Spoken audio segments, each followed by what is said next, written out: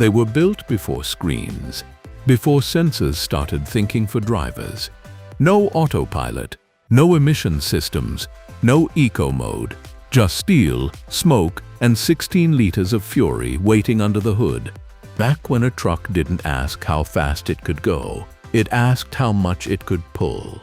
These were the monsters that ruled highways, deserts, and mountains. Engines so big they shook the ground when they idled. Engines so tough they'd outlive their drivers. They didn't care about comfort. They didn't care about efficiency. They cared about one thing: power. These rigs weren't machines. They were mechanical beasts, forged for battle, built to do one thing and one thing only: dominate. Because before computers ran the roads, engines ran the world. Number 1. Autocar DC964. If you've ever stood next to an old Autocar DC964 while it's idling, you'll know what real power feels like. It doesn't whisper, it growls, deep and slow, like an animal waiting to be unleashed. Built in an age when truckers didn't rely on computers or fuel maps, the DC964 was pure American grit on 18 wheels. Autocar was already a legend long before the 60s. It was one of the oldest truck manufacturers in the US, known for building trucks that could handle punishment most rigs wouldn't survive. The DC964 carried that same DNA: thick frame rails, industrial-grade steel everywhere, and a no-nonsense design that favored strength over style. But what truly made this truck a beast was what lived under its hood: the Cummins NH250 and later NTC 335 big cam engines. These inline-six diesels were some of the most powerful engines of their day, pushing between 250 and 335 horsepower, with torque figures soaring past 1,000 pound-foot. The Cummins wasn't about smoothness, it was about raw, unfiltered grunt. When you dropped a gear on a mountain grade, the engine didn't hesitate. It dug in and pulled like a locomotive. The DC964 was especially popular among long-haul and industrial drivers. You'd find them hauling coal in Pennsylvania, timber in the Pacific Northwest, and heavy construction materials across the Rockies. The truck's design was straightforward, which meant any roadside mechanic could keep it running with basic tools. Drivers respected it because it was honest. It didn't coddle you with electronics or air suspension. It demanded skill. If you could handle a DC964, you weren't just a driver. You were a trucker, the real kind.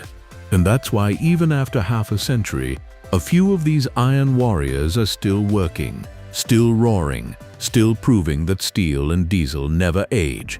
Number 2. Diamond T921. Before premium trucks were a marketing gimmick, there was Diamond T, a company that built workhorses so well-finished and over-engineered that truckers called them the Cadillacs of the highway.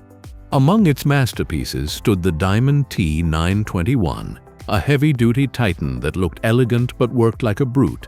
Produced in the 1950s, the 921 represented everything American trucking was meant to be: powerful, dependable, and built by craftsmen who cared.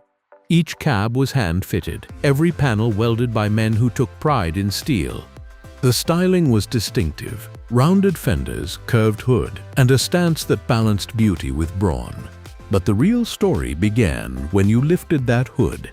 Inside sat the Cummins JT600, a 743 cubic inch inline-six diesel engine capable of putting down over 250 horsepower, massive numbers for its era. Torque figures were staggering, and the engine's low-end grunt meant it could pull freight through hills that crippled smaller rigs. The JT600 was loud, smoky, and unapologetic. When it started, it filled the air with the deep, chest-thumping rumble of raw diesel combustion. Drivers said the exhaust note wasn't noise, it was a promise. A promise that no matter how heavy the load or how long the road, the 921 wouldn't quit. The truck's ride quality also stood out. Diamond T paid attention to comfort at a time when driver comfort didn't exist. The cab had insulation, better seats, and improved suspension geometry, making long days on the road less punishing. You could find Diamond T921s in oil fields, freight yards, and logging camps, places where lesser trucks broke and rusted away. But these didn't die easily. Even today, restored 921s command respect and admiration from collectors and old-school haulers alike. The 921 wasn't just a machine, it was a symbol of balance between power and pride, when American steel was still built to outlive its builders. Number 3. White 9000 Superpower. If trucking history had a list of unsung heroes, the White 9000 Superpower would be near the top. Built by the White Motor Company in the late 1950s and 1960s, this truck didn't chase fame, it earned it, mile by mile, through hard work and unmatched endurance. White Motor Company was known for its engineering discipline, designing its own frames, drivetrains, and cabs instead of outsourcing. The result was a truck that felt solid in every sense of the word. The White 9000 Superpower looked modest, a square-faced cabover with simple lines, but beneath that modest exterior lay a powerhouse, the Cummins NHRBS diesel, one of the toughest inline-six engines of its era. This 14-liter brute generated around 320 horsepower and torque that could tear asphalt. Its name, Superpower, wasn't a sales gimmick. It was an accurate description of what it brought to the table. In an age when many trucks struggled to climb mountain grades without overheating, the 9000 simply kept pulling, day after day, year after year. The cab design was minimal, but the build quality was first-rate. Heavy steel, tight seals, and smart ergonomics made it durable and driver-friendly. The steering was manual, the gearbox was heavy, and every shift required precision, but drivers loved that control. They said the 9000 made them feel connected to the machine, every vibration a form of communication. The truck's popularity soared in industrial and long-haul work, from coal hauling in Ohio to steel transport around Chicago. Fleet operators favored it because it ran forever, and mechanics praised it because they could tear it apart and rebuild it without fancy equipment. While White eventually disappeared into Volvo's corporate history, the 9000's legacy lives on among collectors who remember its unfiltered mechanical honesty. It was a truck that didn't pretend, it simply performed, and that's why those who drove it never forgot it. Number 4. GMC Cracker Box 950. Some trucks are remembered for their looks, others for their sound, and the GMC 9500 Cracker Box will forever be remembered for both. Born in the early 1960s, this compact cabover earned its nickname because of its tiny, boxy cab that looked like, well, a cracker box on wheels. But don't let that size fool you. This little brute packed one of the loudest and fiercest engines ever to hit the open road. Under the hood sat the Detroit Diesel 8V71, a two-stroke, supercharged V8 that changed the trucking world. With 318 horsepower and roughly 800 pound-foot of torque, this engine was nothing short of chaotic energy. It didn't purr or hum, it screamed. The sound was legendary, earning the name the Detroit Scream. Drivers could hear each other coming from miles away. The 8V71 was designed to rev high and stay there, producing incredible acceleration for its time. Combined with the Cracker Box's lightweight chassis, this truck was fast, dangerously fast by 1960s standards. It became a favorite for drivers hauling time-sensitive freight who needed every ounce of speed and torque. Inside, the cab was bare metal, the seats basic, and the ride harsh. But the men who drove these trucks didn't care about comfort. They cared about control. The Cracker Box was a driver's truck, manual steering, heavy clutch, and a gear pattern that demanded muscle memory. It was also reliable as hell. Fleet operators loved it because the 8V71 could run forever if you fed it clean oil and kept the revs up. It was the kind of engine that thrived on being pushed. The harder you drove it, the better it ran. When the sun set and a Cracker Box fired up on an empty highway, the scream of that Detroit diesel echoed through the night like a battle cry. It wasn't a fancy truck. It wasn't comfortable. But it was alive, and that's why truckers still talk about it in reverent tones. The GMC Cracker Box wasn't just another rig. It was a noise, a memory, and a piece of pure mechanical soul. Number 5. Brockway 361. If you asked an old-school logger or hauler from the 1970s which truck they trusted their life with, odds are they'd say one word: Brockway. Built in Cortland, New York, the Brockway 361 wasn't a truck for comfort or speed. It was a truck built for one thing: endurance. At a time when the American trucking industry was dominated by big names like Kenworth and Peterbilt, Brockway quietly carved its reputation in the toughest sectors: logging, mining, and heavy construction. These were the jobs where roads were optional and breakdowns weren't an inconvenience. They were deadly, and that's exactly where the Brockway 361 thrived. Under its long, flat hood usually sat a Cummins NTC 350 Big Cam, an inline-six diesel known for its sheer pulling strength and rock-solid dependability. The engine pumped out over 350 horsepower and 1,100 pound-foot of torque, and more importantly, it could take punishment like no other. Whether you were climbing steep Appalachian grades with a 90,000-pound timber load or idling in -20 Fahrenheit in upstate New York, the Cummins always delivered. The truck's frame was built thicker than most competitors, with reinforced steel rails and heavy-duty crossmembers that prevented flexing under load. It wasn't built for beauty, it was built to outlast its driver.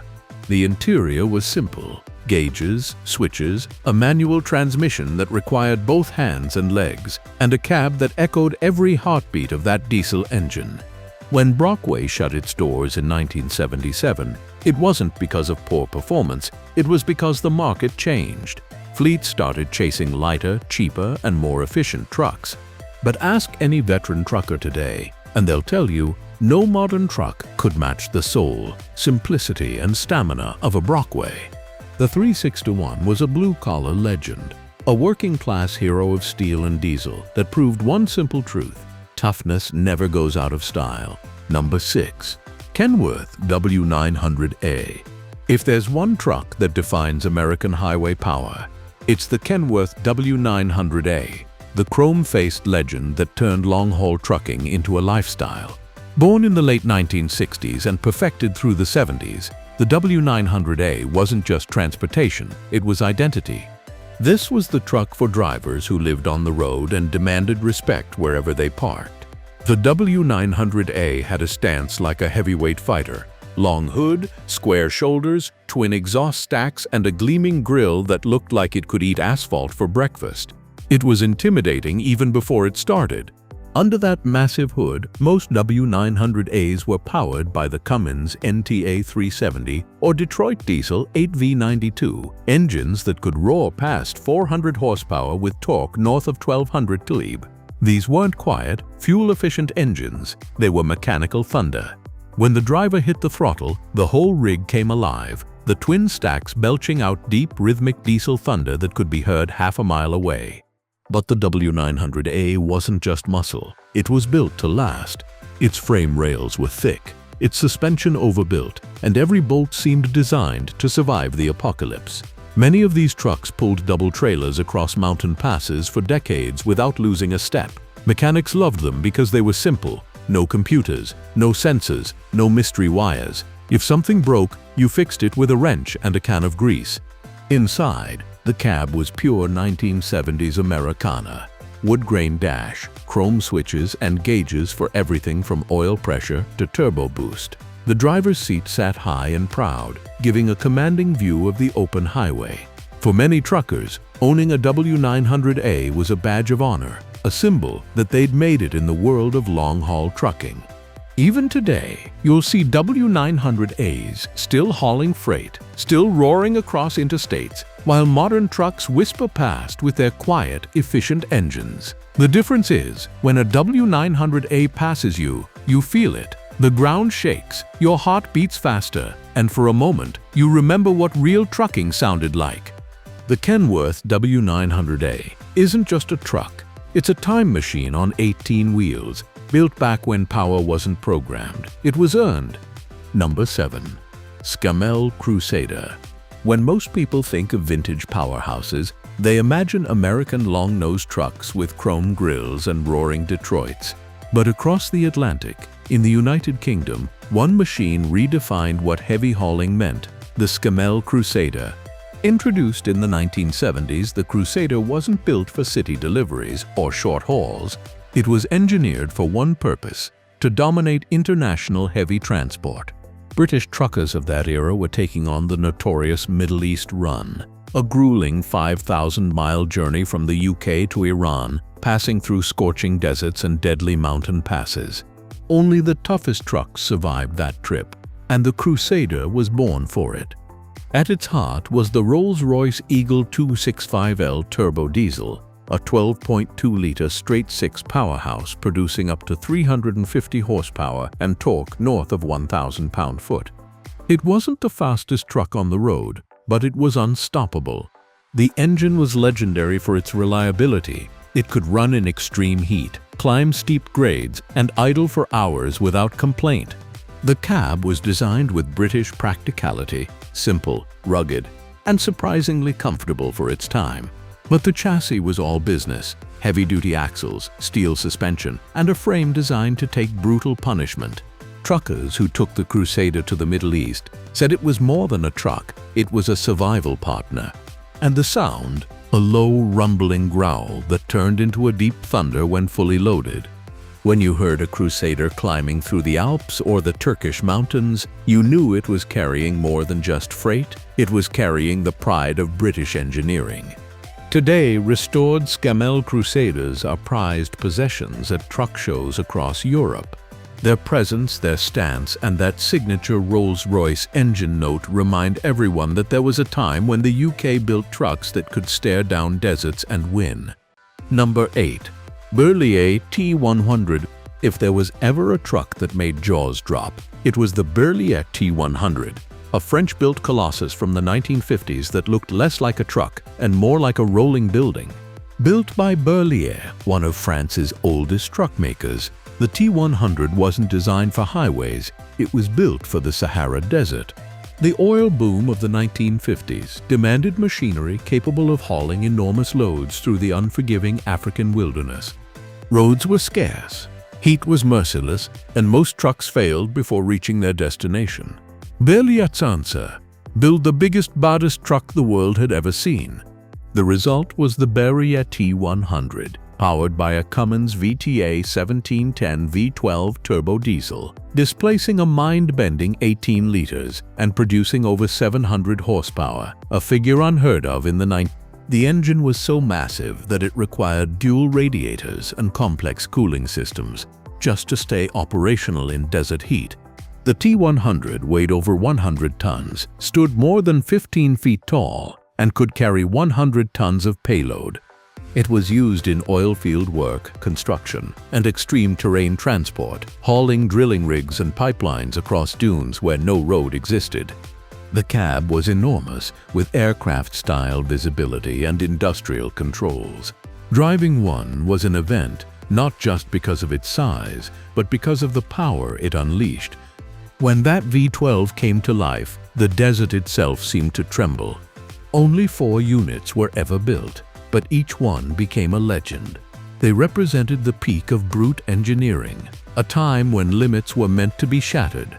The Berliet T100 remains one of the most incredible trucks ever created, not just for its size, but for what it symbolized: the audacity to build something the world thought was impossible. Number 9. Pacific P12. In the rugged forests of Canada, where roads were more like mud trenches and every hill felt like a mountain, one name echoed louder than the chainsaws: Pacific.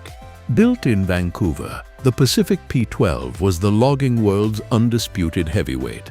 It wasn't built for highways or comfort. It was built for war with nature. Under its hood sat engines like the Cummins KT600, a 19-liter straight-six diesel that produced 600 horsepower and a tidal wave of torque. This was an engine designed for mining equipment and giant earth movers, and Pacific decided to bolt it into a truck. The result was terrifyingly powerful.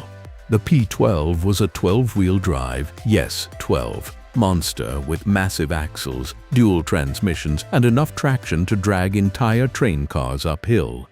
It was used primarily for hauling giant tree trunks and heavy machinery through the wet, brutal terrain of British Columbia. Everything about it was oversized. The tires were as tall as a man. The frame rails were thicker than modern car bumpers. The cab was minimal, just gauges, steel, and a seat that shook like an earthquake when that KT600 came alive. But to the loggers who drove them, the Pacific P12 was more than a machine. It was a lifeline. It could go places where no other truck dared. They said, when a Pacific started moving, the ground moved with it. Even decades later, a few of these giants are still in operation, hauling timber or serving in heavy transport roles. They don't have electronics. They don't need assistance. They have raw torque and guts. The Pacific P12 wasn't just a truck, it was a legend carved from the wilderness. Number 10. Peterbilt 359.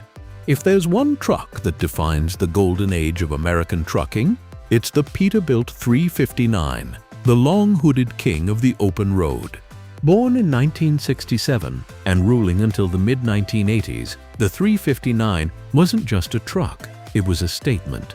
A symbol of pride, independence, and raw mechanical beauty that still makes truckers' hearts race decades later. This was the truck every kid dreamed of driving. The one that turned heads at truck stops and inspired songs, movies, and chrome-covered posters in garages across America. The Peterbilt 359 had presence. That long aluminum hood stretching to the horizon, twin exhaust stacks pointing skyward like cannons, and polished steel shining under the sun. It looked powerful even when parked. Under the hood, the 359 carried some of the greatest engines ever made. The Cummins NTC 400 Big Cam, the Caterpillar 3406, and later the Detroit Diesel 8V92. Each one had its own sound, its own soul. The Cat growled low and deep, the Cummins thundered steady and strong, and the Detroit screamed like a jet engine. But no matter which heart it carried, the 359 delivered power you could feel in your bones, over 400 horsepower and torque figures that could rip through mountain passes like paper. Built from lightweight aluminum and steel, the 359 was tough but efficient. It resisted rust, handled abuse, and stayed beautiful through years of hard hauling. The frame was rugged enough for long-haul freight or heavy-duty logging. And for drivers, it was more than a tool, it was home. With its sleeper cab, real gauges, and timeless design, truckers spent weeks living inside, crossing states, chasing sunsets, and writing history on 18 wheels. What made the 359 truly special wasn't just its performance, it was its soul. It was a truck that demanded skill, patience, and pride. No automatic transmissions, no driver aids, no sensors. Every shift, every turn, every mile came down to the man behind the wheel. And when you got it right, when you hit that perfect gear and heard the turbo spool, there was no better feeling in the world. Even today, restored 359s are prized more than gold by collectors and old-school haulers. Many of them still work, still roar, still roll down highways with more attitude than any modern rig ever could. The Peterbilt 359 wasn't just built to haul freight, it was built to define an era. It's not just a truck, it's the heartbeat of American trucking, eternal, unbroken, and unbeatable. Today, you can still find some Oshkosh W700s working on industrial sites or restored by enthusiasts who appreciate their unmatched mechanical integrity. It's not just a truck, it's a monument to American engineering, built in an era when machines were meant to conquer, not comply. So that's it for today. If you like this video, then please hit the like and subscribe button for more videos. Thanks for watching.